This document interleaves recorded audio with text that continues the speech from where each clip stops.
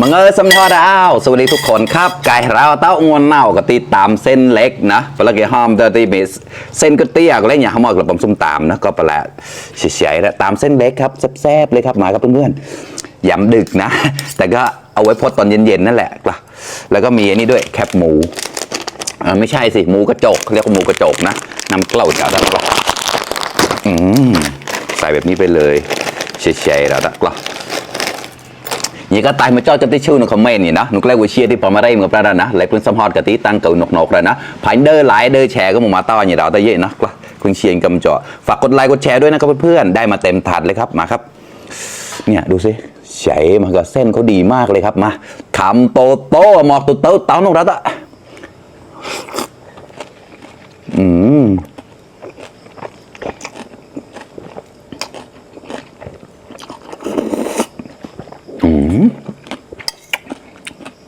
นัวมากข้อมากระดาษใหญ่มา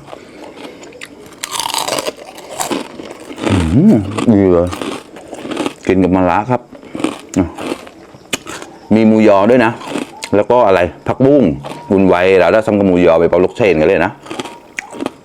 ไหนๆแล้วก็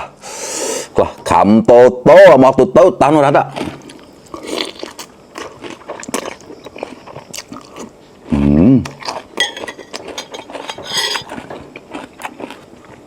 ก็ตัด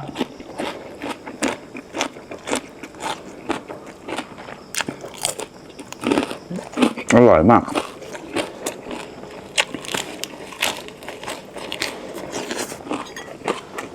các buổi ship phone cũng xiên cầm trỏ đó đấy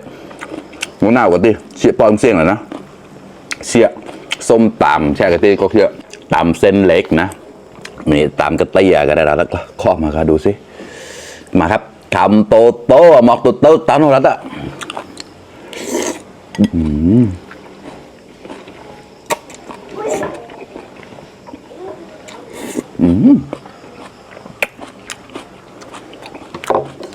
ใช่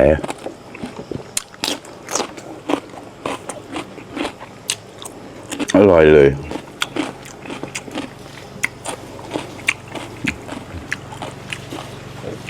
พันแบบนี้กว่าแล้วมาครับ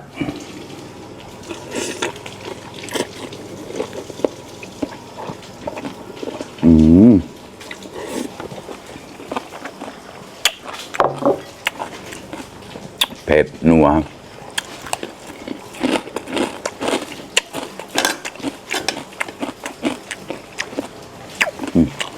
เนี่ยไม่ลูกเชนนะหมูยอ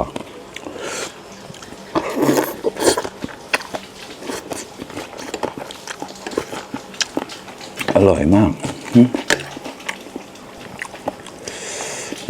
ร้านเดียวแล้วเส้นได้คล่องนะครับเส้นเขาเหนียวนุ่มมากเลยครับดีเลยอ่ะมา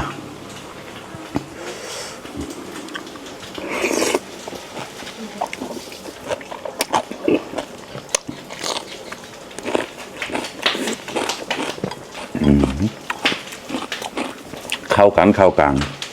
แป๊กมากันแล้ว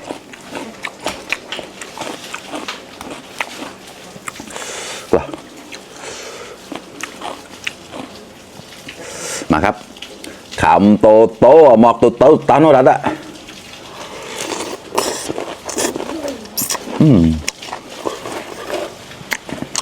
มะเขือเทศ